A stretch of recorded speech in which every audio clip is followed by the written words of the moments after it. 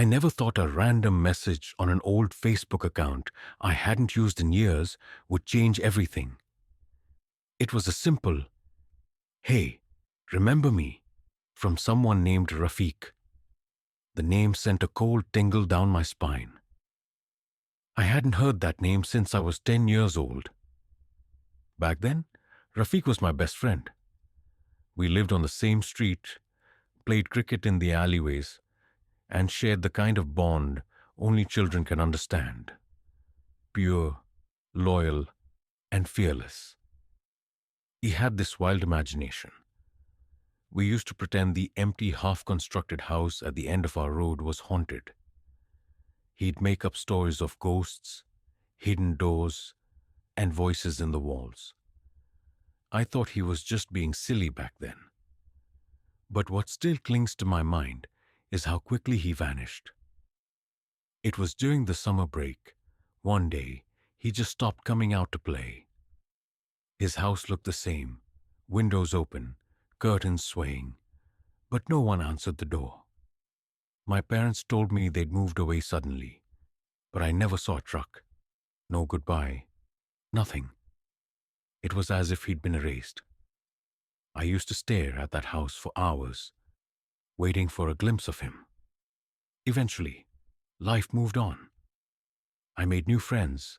I grew up, but a part of me always remembered Rafiq, like a strange dream that won't leave. So seeing that message now, almost 20 years later, hit me hard. I clicked on his profile. It was nearly empty, no pictures, no mutual friends, just that name. I replied cautiously, "Is this really you?" Within seconds, I got a response. "Let's meet. I never got to say goodbye." My heart raced. Why now? After all these years? I tried to remember his face, his mischievous grin, the gap between his teeth, the scar on his chin from falling off his bike. But the image felt blurry, like a memory viewed through fog. Still, curiosity won. I agreed to meet. We chose the old park where we used to play. As I stood there, watching the swings sway in the breeze, I felt something off. It was as if the air itself held a memory, something unfinished, something waiting. I still remember the summer evenings when the cracked pavement of Willow Lane felt like warm marble under our bare feet. Back then, the world was no bigger than the cul-de-sac, our kingdom bordered by hedges and rusting mailboxes. That's where I first met Oliver. He wasn't really new. My mother said his family had lived in the grey house at the end for years. But to me, he appeared one July afternoon, as if he'd stepped out of the humid air itself. He was quiet, almost shy, yet his eyes shone with a wild conspiratorial sparkle that made every ordinary thing feel secret and electric. We built forts from abandoned refrigerator boxes, swore blood oaths with ketchup packets, and mapped the hiding places of imaginary treasure beneath the roots of Mrs. Langley's oak. When cicadas sang their metallic lullaby, Oliver would lean close and whisper stories about shadow people that lived between porch light halos, and I would laugh louder than I felt, pretending the chill on my spine was just the night breeze. He taught me to listen for the silence inside the noise. The moment, he said, when the streetlights hummed a little too softly, meaning something was watching. One evening, a storm rolled in so suddenly, the sky looked bruised. We dashed to my garage, lightning slicing the clouds open. As rain hammered the shingles, Oliver traced a childish sigil in dust on the concrete floor, interlocking circles and a crooked triangle. He told me it was a friendship seal, a promise that neither of us would ever forget the other. We pressed our palms into the wet dust until it turned to gray paste, and I felt an odd throb in my chest, equal parts loyalty and dread. But childhood oaths are fragile. By the next spring, Oliver was gone. His house sat dark, windows boarded, grass knee-high. My parents offered vague explanations, relocation, family troubles, and eventually the neighborhood swallowed the mystery. Yet the sigil in the garage never faded, even after I swept, painted, and parked cars over it. Faint lines still surfaced, like veins under skin, refusing to be buried. I told myself memories soften with time. But every summer evening, when cicadas start their song, I hear Oliver's whisper riding the static, reminding me that certain promises cannot be broken, only postponed. It had been nearly 15 years since I last saw Oliver, and by then, the memories of our friendship had blurred like Water Street chalk on a sidewalk. Life had moved on. College, work, a new apartment far from Willow Lane. I rarely thought of that summer anymore. Until the letter came. It wasn't emailed or typed. It was handwritten in dark blue ink. The envelope yellowed around the edges like it had been sitting somewhere for years. No return address.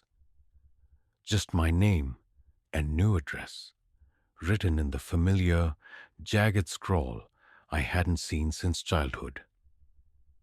Inside, a single line, "Let's finish the game." At first, I thought it was some kind of prank. But that handwriting, Oliver's handwriting, I recognized it instantly. He used to write in all caps, except for the G, which he made loopier than the others. My hands trembled as I read it again, and I felt something cold slip down my spine. I tried searching online. No trace of him. No social media. No records. It was like he had been scrubbed from existence. Out of curiosity, or maybe something deeper, some tug I couldn't ignore, I returned to Willow Lane that weekend. My parents had moved years ago, but the grey house at the end still stood. Shabbier now, the paint peeled like shedding skin, the front yard overrun with weeds. Yet the porch light was on, casting an orange glow on the warped door. I stood frozen on the sidewalk, debating whether to approach when it opened on its own. Not all the way, just enough to creak on its hinges like a breath being drawn. "Hello?" I called, heart pounding. No response. But then a shadow passed inside. Someone was home. I took a step forward, then another. The smell hit me first, musty, like damp wood, and something else, like iron. I pushed the door open. The hallway looked almost exactly like I remembered it, but with a layer of dust coating every surface. Toys, familiar toys, were arranged neatly on the floor. Action figures, Hot Wheels, even the army men we used to play with. They hadn't aged, not a scratch more than they'd had 15 years ago, as if they had been waiting. Then I heard it, the unmistakable squeak of sneaker soles on hardwood from the hallway above. I looked up the stairs. He was standing there. Oliver, same round face, same wild eyes, but older, like me. No, not quite. Something was off. His face was pale, almost grey under the hallway bulb, and he didn't blink. "You came," he said, voice soft and monotone. "You remembered." I tried to speak, but the words caught in my throat. I don't know what I expected.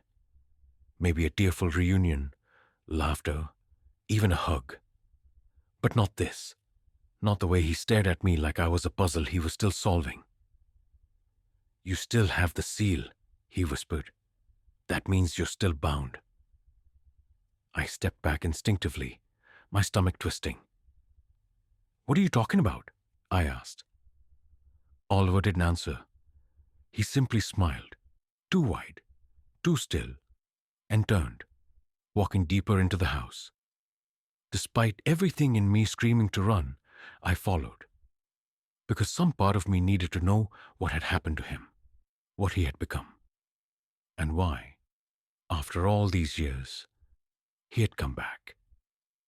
I arrived at the park just before sunset.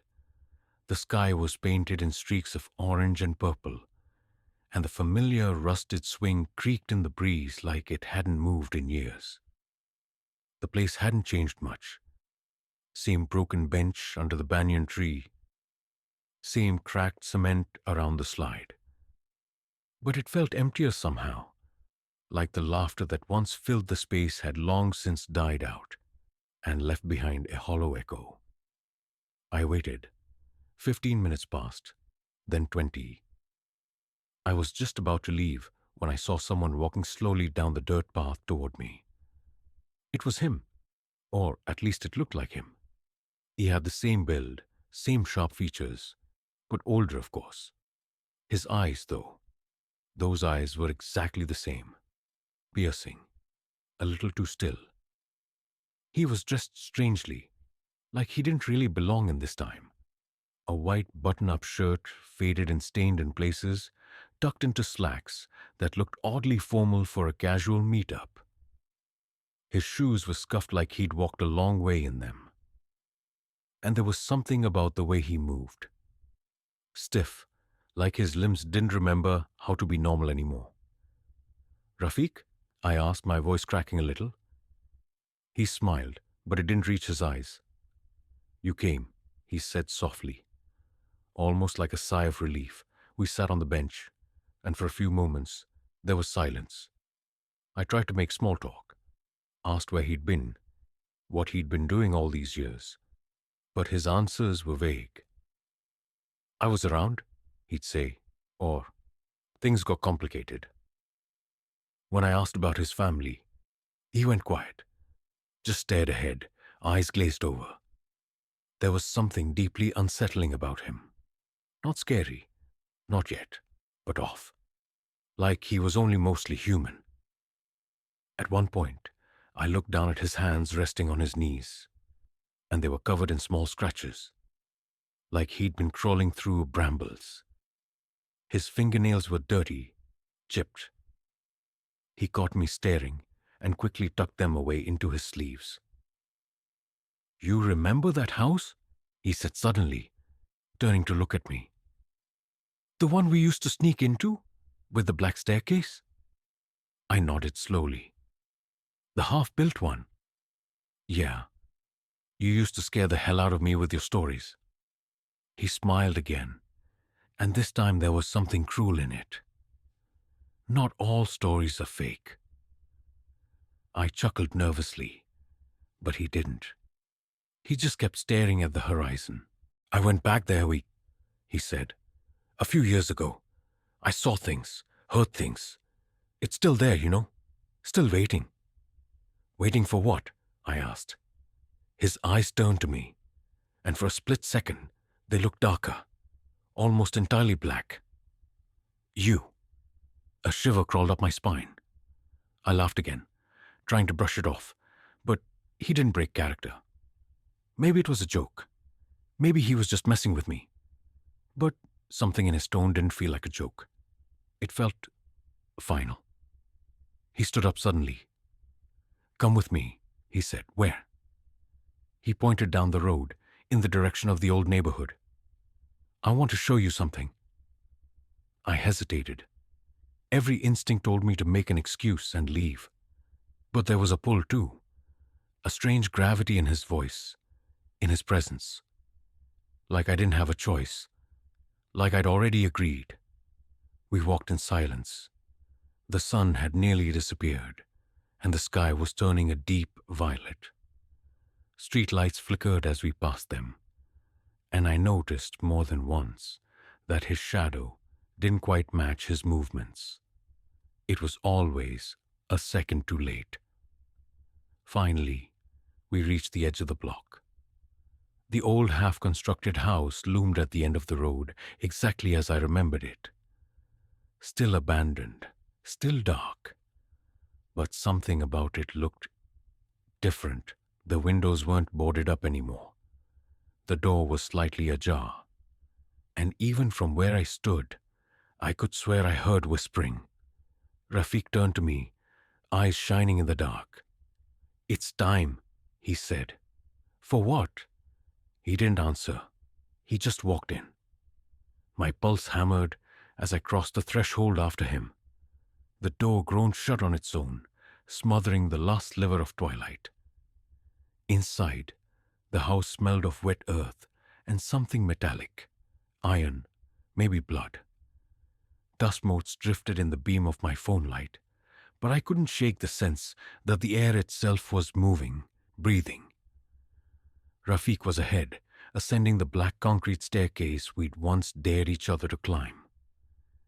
Each step echoed like a muffled heartbeat. Halfway up, he paused and turned. For a moment, his face flickered. One instant, the boy I'd known. The next, a gaunt, gray mask with hollow eyes. Then the light blinked, and he was normal again, beckoning. At the top landing, a narrow hallway stretched into darkness. The walls were covered in childlike drawings. Stick figures holding hands, crude houses, stars. All scratched into the plaster, deep grooves that bled rusty streaks. I recognized my own name, carved again and again, letters crooked like they'd been etched by shaking hands. "Do you remember our promise?" Rafiq whispered. My mouth was dry. "What promise?" "That we'd be friends forever, even after death." He opened the last door. The room beyond was unfinished, concrete floor slick, with standing water. In the center lay a small rotten mattress. On it, something pale and brittle, bones arranged in the shape of a child. Ribs collapsed inward around a tattered red backpack I hadn't seen in 20 years. My childhood backpack. A low hiss rose around us, like wind through reeds, then voices, layered, urgent, overlapping in nonsense syllables. My phone light flickered and died. As my eyes adjusted, I saw Rafiq more clearly than the gloom should allow. His skin shimmered, translucent, the outlines of fractures running beneath like shattered glass. "I waited," he said, voice splintering. "They never found me. But you came back, just like I knew you would." Memories slammed into me. Rafiq daring me to explore the upstairs, me chickening out, him forcing a laugh and going alone. The sudden crash, the screams I told myself were imagination, the days of police searches. My parents' words. He moved away. Forget it. All a lie built to spare me the guilt of leaving him trapped, bleeding out where no one would hear. The house trembled. Water pooled at my feet, turned black, reflecting faces. Children, dozens of them, eyes hollow, mouths agape in silent accusation. They closed in, arms of shadow stretching. "I'm sorry," I choked, backing away. "I didn't know. But you do now?" Rafiq stepped forward, flesh sloughing like ash, revealing bone. "And the house is hungry." Hands cold, impossibly strong, caught my wrists, ankles, throat. The last thing I saw was Rafiq kneeling beside me, placing my dead phone in my pocket like a keepsake. "Friends forever?" he murmured. Darkness swallowed everything. Some nights, passers-by swear they hear a new voice, joining the whispers in that ruin, begging, pleading, promising never to forget.